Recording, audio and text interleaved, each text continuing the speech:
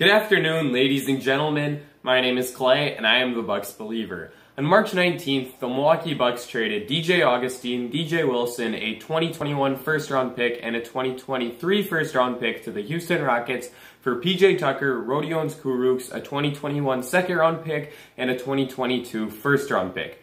This was a move made with championship aspirations in mind for Milwaukee, but I don't think that anyone could have anticipated just how key acquiring Tucker would be for the eventual champion Bucks. Following a round one injury to Dante DiVincenzo, Tucker would go on to start 19 games and make numerous impactful plays in order for the Bucks to go on to win their championship. In today's video, I'm going to be breaking down PJ's strengths and weaknesses from this season, and then talk about what comes next for him in his NBA career.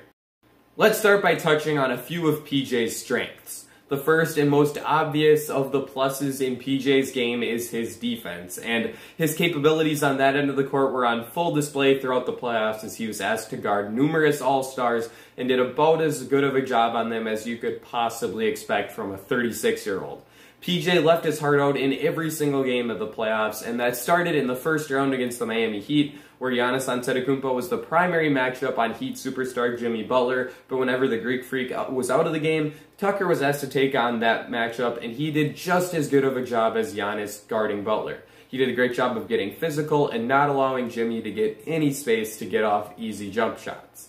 He also guarded Tyler Hero throughout large portions of that series and did a great job of calling the Heat fan christened Baby Goat, and was really able to limit Hero as a scorer and forced him to be very inefficient. Tucker then stepped up to an even bigger task in the second round against the Brooklyn Nets, where he was guarding the probable best offensive player in the NBA in Kevin Durant. Durant was still able to step up with some 45-plus point games, but that's to no fault of PJ's own. He did the best job defending Kevin as he possibly could have, as he was terrific positionally, contesting every shot Durant took while also being physical to a certain extent, but also avoiding fouling. PJ Tucker had a masterful second-round series on the defensive end of the court, and while he wasn't as impactful in the third and fourth rounds of the playoffs, he was still big for the Bucks as he guarded Bogdan Bogdanovic, the second-best perimeter creator for the Atlanta Hawks in the Eastern Conference Finals, and then Devin Booker, one of the best young scorers in the NBA in the finals. So, an enormous playoff run for Tucker on the defensive end of the court, and in the playoffs he also added a ton of value on the glass for Milwaukee, particularly the offensive glass. PJ averaged 2.1 offensive rebounds per game in the playoffs, which is second on the Bucks behind only Giannis.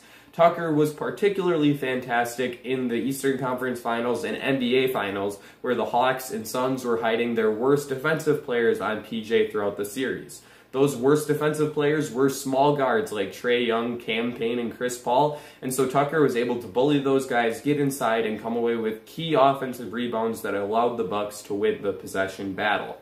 Tucker also was huge for the Bucks in terms of the intangibles. He was a great leader for Milwaukee and really brought a new identity to the team. As he said at one point during the playoff run, this is a team of dogs, and Tucker was the guy who brought that dog mentality to Milwaukee. He was such a huge player for the Bucks throughout this playoff run, and his strengths were on full display in just about every single matchup.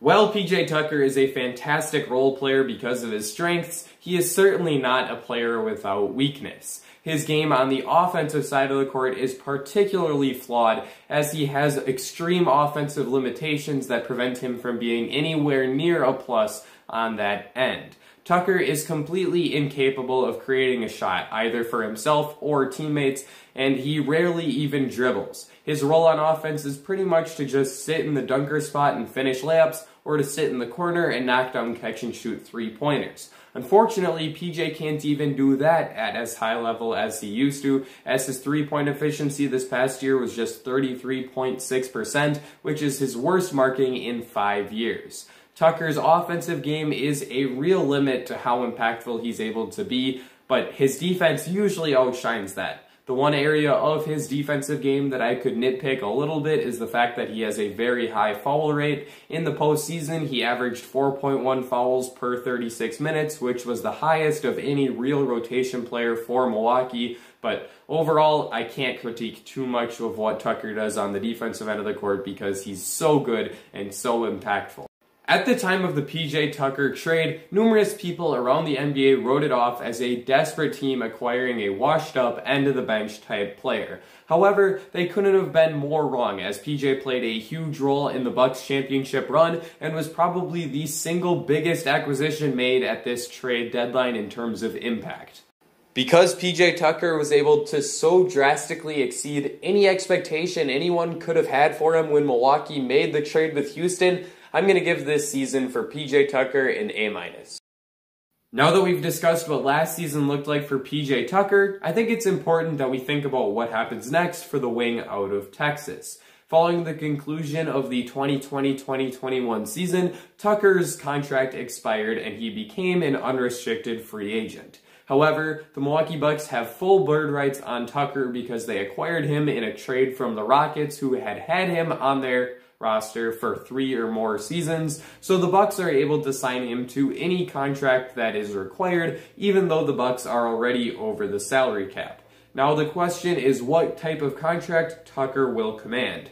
John Hollinger of The Athletic wrote an article this past week valuing Tucker at a minimum. However, I think that this is a ridiculously low valuation for a player that was just a starter on a championship team.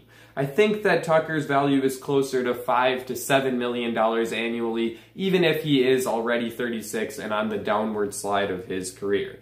I think a deal somewhere between 2 years $10 million and 2 years $15 million would make a lot of sense for the Bucks, especially if they can get a team option or a non-guarantee on that second season. Tucker could leave the Bucks if he gets an offer from a different team that the Bucks are unwilling to match. But considering Milwaukee can pay him just about anything they want, and they already went into the luxury tax last year, they're probably going to be willing to pay Tucker whatever he requires. And so I'd say there's probably about a 90% chance of PJ returning to Milwaukee next season. Thank you all for watching today's video. Be sure to leave a like and subscribe if you did enjoy, especially if you're a fellow Bucks believer. This is the place for you. Also, let me know in the comment section down below whether or not you think the Bucks should bring Tucker back. To me, re-signing PJ is priority numero uno for the Bucks this offseason. How can you not want to keep an actor this good after all? I think that I've covered everything that I wanted to cover, so that's going to be it for me. Ladies and gentlemen, I will see you all again very soon.